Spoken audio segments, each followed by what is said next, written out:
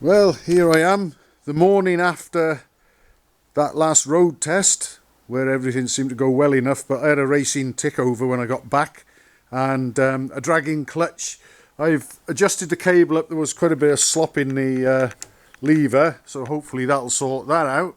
And I reset the tick over. I've just, about 10 minutes ago, started the engine and run it just for a few minutes, really.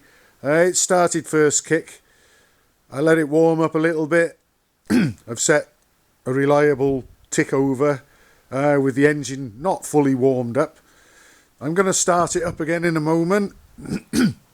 I noticed that yesterday, after yesterday's ride, when I checked on the lights, that the dip filament in the bulb had gone. And the lights had appeared to be fairly dim anyway, and this is why. The bulb is full of smoke. So I've changed the bulb, replaced that, and the lights are nice and bright now, and it's obviously charging, which is good. I'll put the lights on in a moment when I run it. So I'm going to get the camera over here now, and obviously it sounds a lot less tappety after sorting that business out with the Thackeray spring thrust washer on the rocker being trapped and allowing the rocker to clatter side to side. But also the massive play that we had at the tappet adjuster, because the push rod wasn't actually located, the push rod cup wasn't located on the ball of the rocker. It was working from behind, and it was starting to damage the edges of the cup of the push rod, although things hadn't got too bad.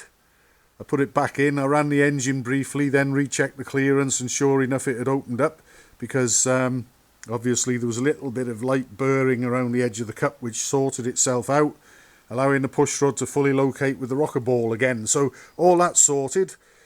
But needless to say, we had a comment on one of my previous videos, I think when I had the rocker box off, one of these moronic comments about typical British bike falling apart and whatever. Well, actually no, it was because whoever had put the rocker box on last hadn't located the push rod into the rocker properly.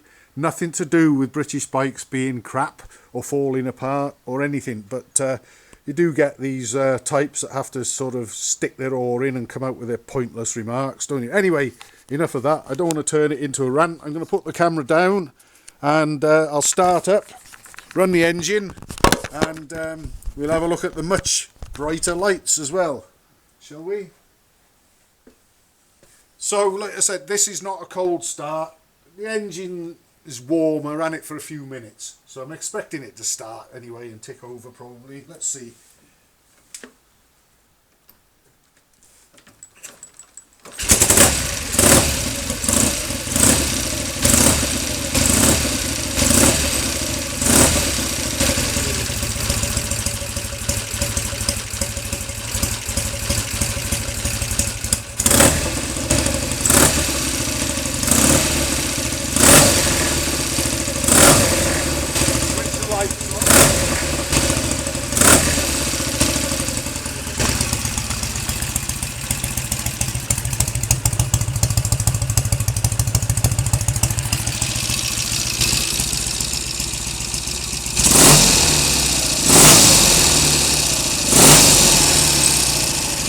Dip. That's full beam. Surprising how much brighter the lights can be when the bulb isn't full of smoke and soot and whatever else has made it grey and black.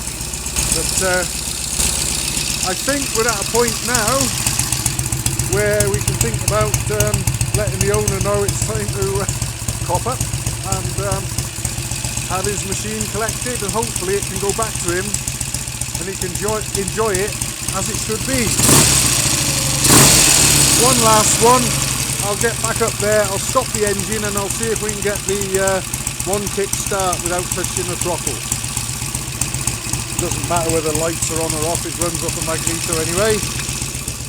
So I'll just climb back up there and we'll see what we've got, what it might do.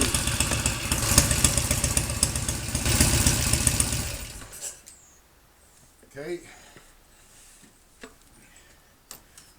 let's see.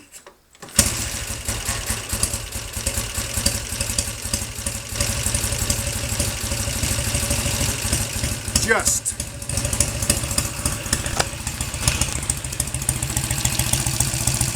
Finally,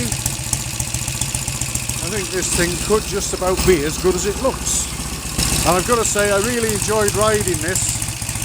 Whatever's going on inside the gearbox with those ratios, that was very interesting and a lot of fun once you got on the move. Although first gear is, I wouldn't say ridiculously high, but certainly much higher than I would have expected. There we are, one duplex pre-unit Triumph T120 done and ready to go home.